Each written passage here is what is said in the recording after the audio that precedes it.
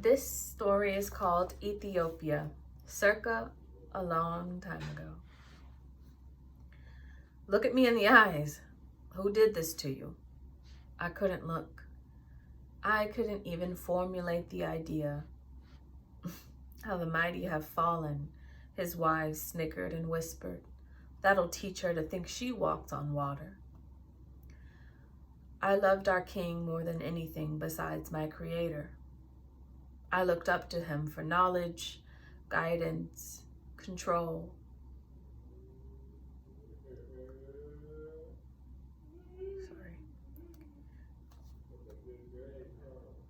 My plan was to stop for a bit, trade, and keep heading south, but I fell in love. Your typical boring story of a queen with no ambition to settle but to conquer with knowledge. When I first arrived, I remember a thunderstorm hurled in the night sky. Rain wouldn't stop pouring. I called my higher self, but she was nowhere to be found. When we first laid eyes on each other, it was electrical. Pain, a storm in my brain, turning on weather patterns set to destroy. Others felt this too. Something in the air, they thought. I knew. God began to whisper to me. Creator wanted me to ask you to turn down your right chemical cloud. Too much heat can burn my iris and steam up my eyes. God's way of saying he couldn't see past our sheer desire. Of course, he said.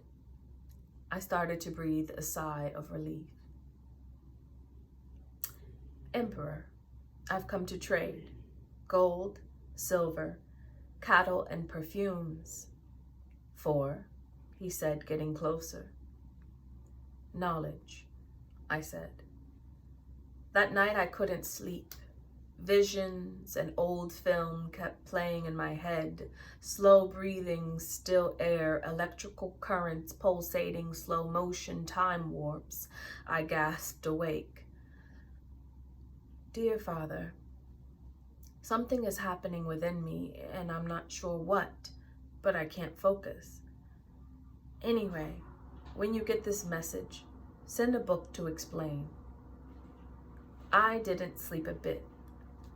Butterflies had taken over my core. The morning breakfast was laid out so beautifully. Oh my, I gasped. Flowers, tea, cakes, books. Someone to know me so well. I grabbed the first book I saw, poured my tea, and began to read. Ah, The Principles of Earth Alchemy. You can tell a lot about a woman by what she reads. Startled, I jumped up to curtsy. Oh, no need. Sit. Might I join you? He said so cavalier.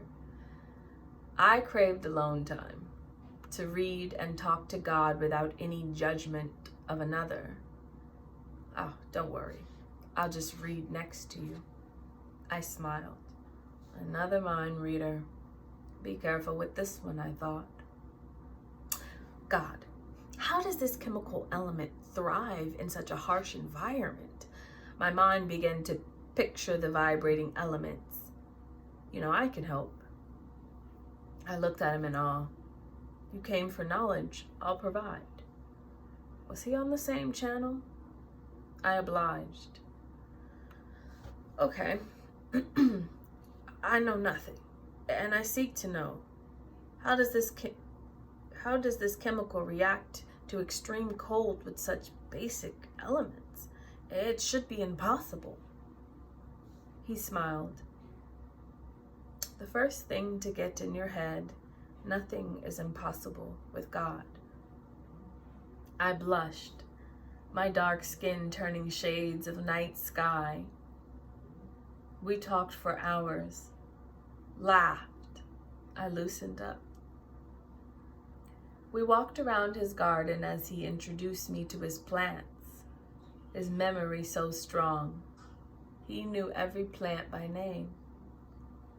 He knew the ratio of sun to water to food to keep them happy, singing. He stopped as I was in mid-sentence. What would happen if this plant and this plant bred? Would the child have access to both chemical elements? Ah, my, what a beautiful thought. He gazed at me as I smiled so bright. Hold up, he said, reaching to my hair. I flinched.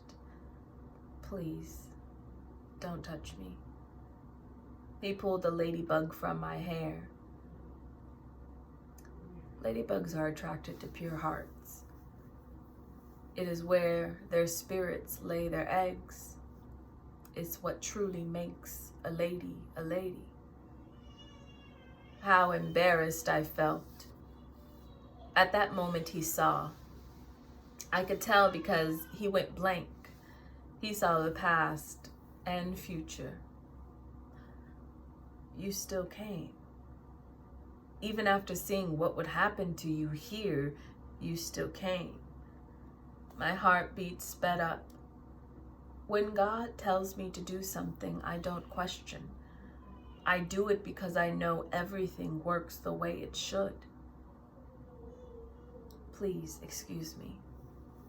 I left him in the garden to organize his thoughts while I cried alone in my room.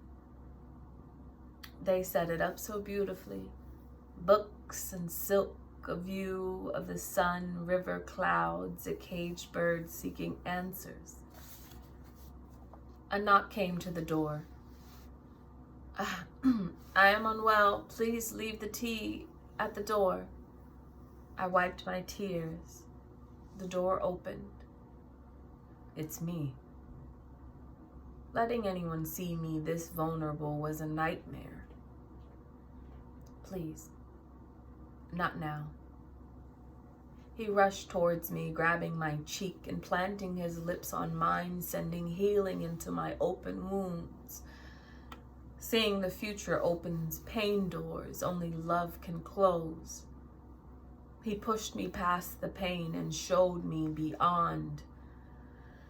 Putting puzzle pieces together, I had a visceral reaction, an intuitive climax. A kiss as sweet as morning dew could not love branch and leave after a short period. I wanted to write everything down, to not forget. We forced each other apart as to not consume.